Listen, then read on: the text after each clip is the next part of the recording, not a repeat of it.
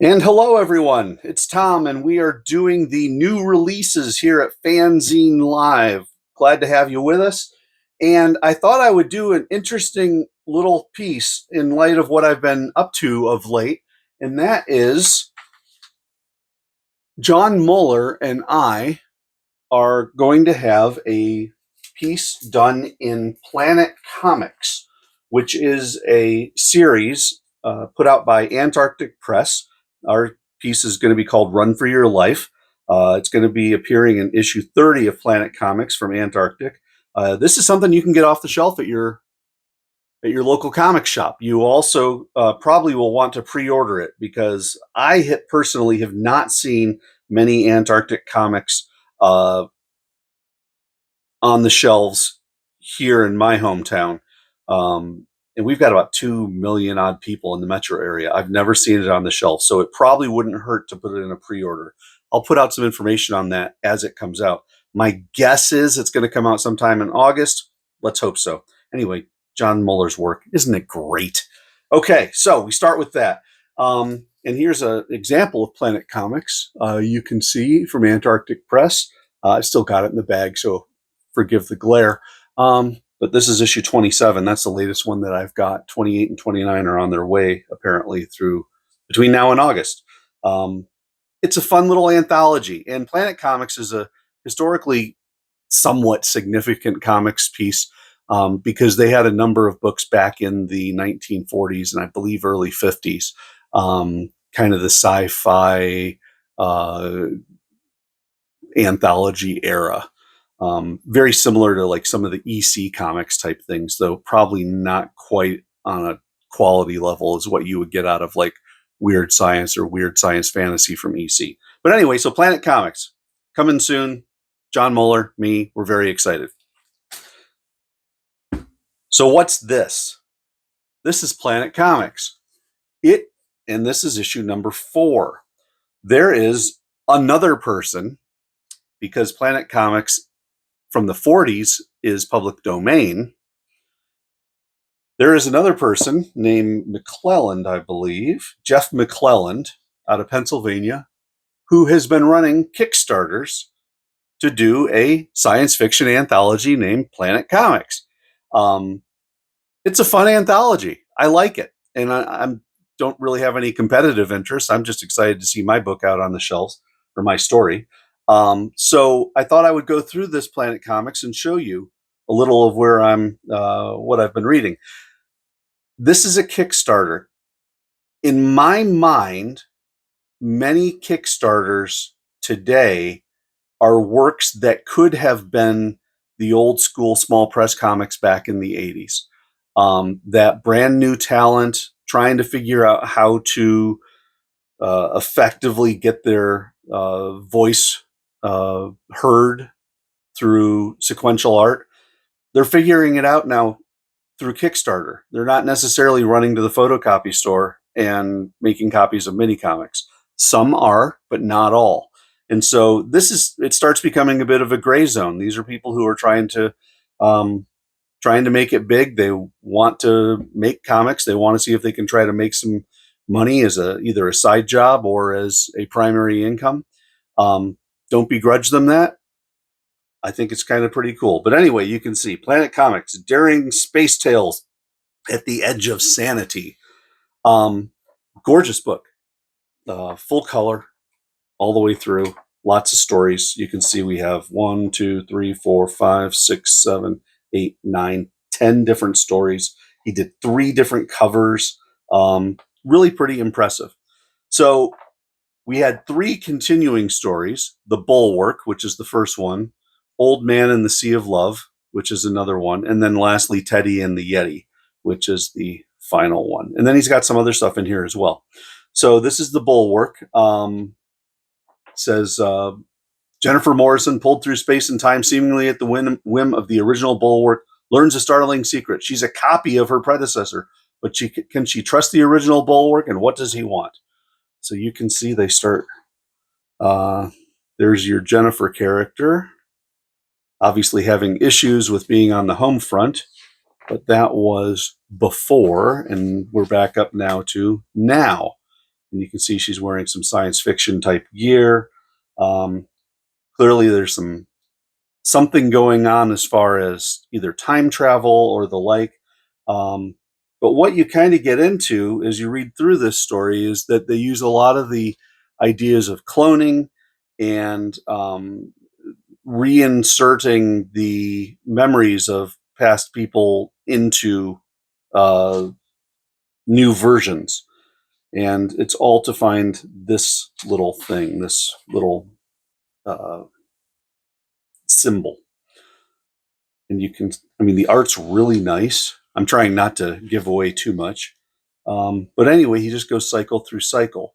As you can see, it says it's the same cycle. So he keeps trying to fix things, and apparently it doesn't quite work. So he split himself to create others thin out of his essence. See what he can do when he can be more places at the same time. Some really creative sci-fi type stuff. And so they end up having a bit of a conflict over it.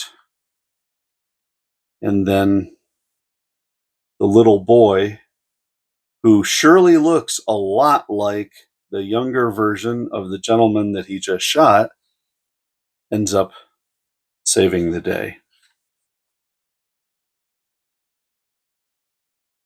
And so the bulwark ends for now. Old Man and the Sea of Love. This one is a very visual piece. It says, the sea of love is deep. How deep? No one knew. He goes deeper and deeper and deeper, and it goes. You start seeing the pressure building. He didn't know if his oxygen was running out, and that's it. So is he dead or not? We shall find out. This next piece, and I'm going to jump back, it's called Nightmare Girl, is a bit of a sci-fi piece with a modern political twist, talking about the issues regarding abortion in the United States and how this Supreme Court justice meets a ghost of some sort and transforms him into an African American woman, who then gets thrown away into jail, who then finds out she's pregnant, then finds out she has to do something about it, but then right at the moment of truth, turns back into the Supreme Court justice, but in jail,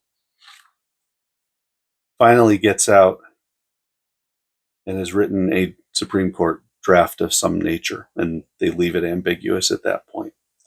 This next one is called Rocket Rooster, and it's kind of fun in the sense that this is new coin technologies. They're playing off a lot of the developments in modern technology and kind of taking them to their most ludicrous level. 3D printed living tokens, cannabis cigarettes. After a little input from public relations and human resources, Project Rocket Rooster was born, flying through space. You've got this guy, Dana, D-A-N-A, new coin branded narration drone and camera operator.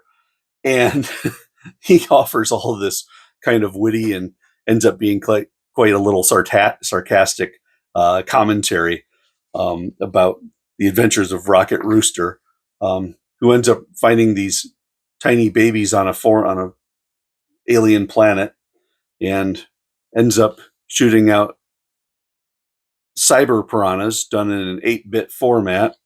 They take out the babies, and then you can see that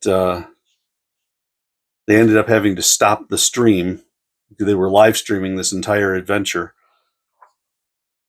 And you can see that basically Rocket Rooster says death to the false gods. He's had a change of heart about the whole situation. Next up, Cursed Ground. An interesting kind of sci-fi-ish piece about a standoff. It's a 2-pager. Was good. Torchbearer. This wasn't exactly sci-fi. This actually is about the unbreakable drive of Jackie Ormus. And it's intriguing. An African woman artist working in the 1930s through 1950s, Jackie Ormus was not ideally positioned for success as a cartoonist. And so basically, it's the story of this Jackie lady who worked back in the 50s or 30s through 50s. Not exactly an easy time. And it's her life story, and shows some of her old comics and some of her old drawings. Really kind of interesting. So then you have an editorial. You learn that Rocket Rooster actually was the Benito Sereno. He designed it back when he was 11 years old. So he's had that one cooking for a while. You've got the thank you for the Kickstarters, profiles of the creators. And then they go and they do, this was the Teddy and the Yeti, I believe. Yes, Teddy and the Yeti. Some really nice art on this one. And again, we're playing around with the notion of consciousness and how it affects the adventure. Very interesting. Then you got Future Chicken, which I don't know if it has anything to do with Rocket Rooster, but it's a fun one-pager. And then this is neat. They put in, because these things are public domain, he threw in a story from Planet Comics. And so you can get a sense of what they did back in the old golden age Planet Comics. Then lastly, Cowboys and Idioms, a fun little one-pager playing with notions of what end of the line means. And basically he stalls the guy long enough, stalls the bad guy long enough to be able to get saved. Interesting book. I like it. I'm not sure if this is available for sale. I will post the gentleman's information in the description, and anybody who's interested in getting it, there is no information here. I do have some addresses, and I've got emails on the websites. I don't know if he's selling extra copies of these, but if he is, it's worth a look. Thanks for watching, everybody. Have a great day, and see you in the future videos.